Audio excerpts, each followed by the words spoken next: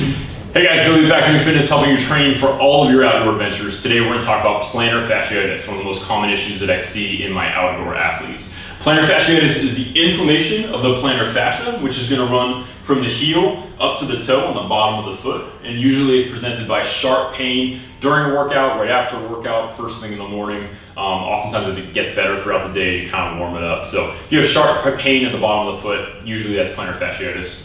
We're going to talk about things that you can do for it right now, or causes, and then things you can do for it right now, and then strengthening drills that you can do afterwards to help prevent it. Now, it's oftentimes caused by doing too much too soon. So if you're a new runner and all of a sudden you start doing more miles than you're supposed to, same thing with hiking. If you're just getting back into hiking and you're starting to bang out the miles and it starts to hurt, it's probably from doing too much. It's also combined that with poor mechanics within the foot. So if you have too high of an arch, too low of an arch, if when you hike you don't have enough stability and you collapse in with your foot, that can lead to plantar fasciitis. So that's going to be related to footwork as well, or footwear I should say, as well. And then added weight. So if you have a lot in your backpack, if you have a lot on your body, more weight can lead to a higher risk of developing plantar fasciitis. And not only is it super painful in the foot and prevents you from doing stuff like running and hiking or doing it at top speed, it's also going to lead to issues in the rest of the body too, because if you're putting less pressure on this foot because it hurts and more pressure on this foot, that can lead to hip issues, knee issues, ankle issues, and whatnot. So let's try to fix this so we can prevent anything else from happening within the body. Now, let's talk about first what you can do initially. So I'm going to give you a couple things to do with first a lacrosse ball. So if you can, and again, you can do this standing, I'm just doing it on this bench here for demonstration. But if you stand and roll the bottom of the foot with a lacrosse ball or a golf ball, you do this for about 30, 40 seconds, a few times a day would be helpful. You can also do it with frozen water balls, add a little bit of cold therapy to it. So water bottle right out of freezer, and then back and forth, same thing. It's probably feel really good if you're in pain from that plantar fasciitis.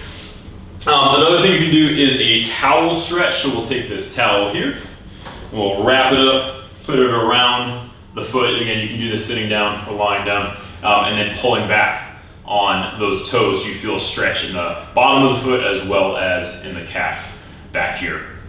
Another common solution is going to be night splints. So they sell either boots or socks that have an attachment here that's going to keep your foot pulled back. You wear them to bed at night, it's going to keep that foot in a stretched position as you're sleeping, which is going to help to relieve that pain, release some of the tension there.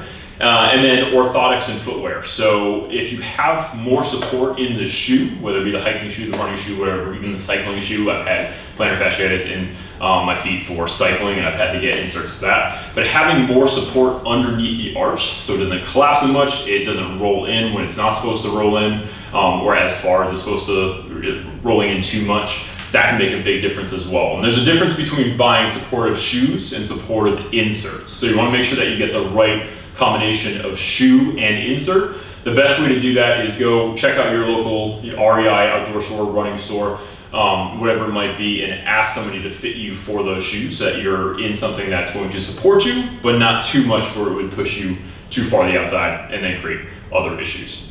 So once you're good with taking care of that initial plantar fasciitis, and then working on mobilizing and rolling out with the foam roller, we can work on strengthening. So I'll use this towel again. We're gonna do some toe curls. So toe curls are gonna be taking a towel, putting your foot up on here, and then curling your toe back. So you feel kind of like a pull with the bottom of the foot, and then relaxing and do that again.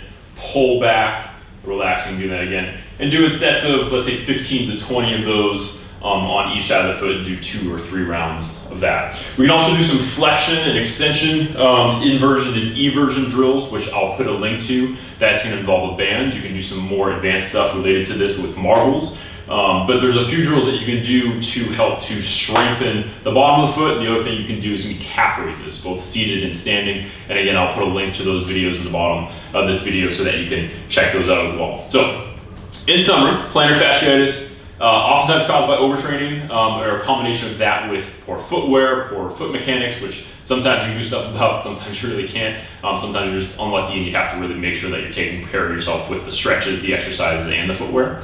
Rolling it out with a lacrosse ball or a frozen water ball, as well as wearing a night splint, doing some stretches with it, with the towel, and then strengthening it with the drills that, again, I'll post a link to in the bottom.